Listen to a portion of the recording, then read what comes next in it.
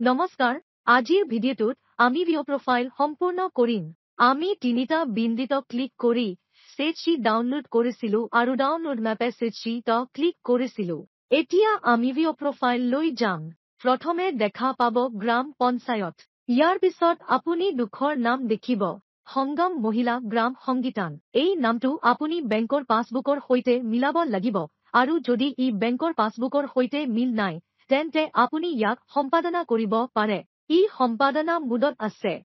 গঠনৰ তাৰিখ 14/2014। এই গঠনৰ তাৰিখটো শুদ্ধ আৰু যদি আপুনি আপোনাৰ ভিডিঅ'টা সঠিক তাৰিখ দেখা নাই তেন্তে আপুনি কেলেণ্ডাৰত ক্লিক কৰিব পাৰে আৰু আপুনি তাৰিখ সলনি কৰিব পাৰে। NRLM-ৰ দ্বাৰা প্ৰচাৰিত নতুন ভিডিঅ' সভাৰ কম্পাউণ্ড। ইয়াক পষেকীয়াকৈ নিৰ্বাচিত কৰা হৈছে। যদি আপোনাৰ সভা মাহেকীয়া হয় তেন্তে আপুনি মাহেকীয়া নিৰ্বাচন কৰিব পাৰে। আমাৰ পষেকীয়া গতিকে আমি এইটো বাছি লৈছো। আমাৰ সভাৰ তাৰিখ 9ৰ পৰা 24। আপুনি আপোনাৰ সভাৰ তাৰিখ নিৰ্বাচন কৰিব পাৰে। ড্ৰপ ডাউনৰ পৰা তাৰিখ চাব পাৰিব। ইয়াৰ পিছত বিত্তীয় মধ্যস্থতা। এই বিকল্পটো হয় হিচাপে ছেট কৰিব লাগিব। এই বিকল্পৰ অৰ্থ হ'ল আপোনাৰ VCLF-ক ঋণ দিব। ESIF-ৰ পৰা ঋণ লৈ SHG-ক দিব। গতিকে বিত্তীয় ঋণ দিয়াটো VI কৰিব আৰু আমি ইয়াক হয় বুলি ছেট কৰিব লাগিব।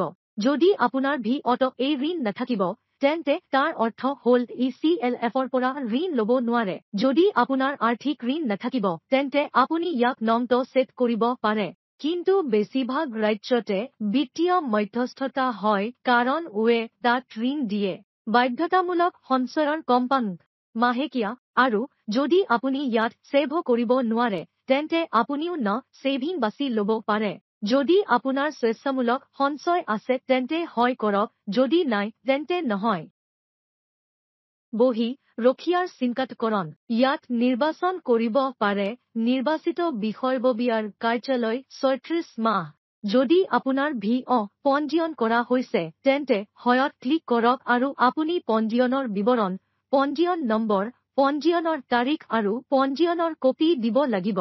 যদি নাই তেন্তে নাই ক্লিক কৰক আৰু আগবাঢ়ি যাওক। ভিঅ' ৰিজলিউশ্যন কপি।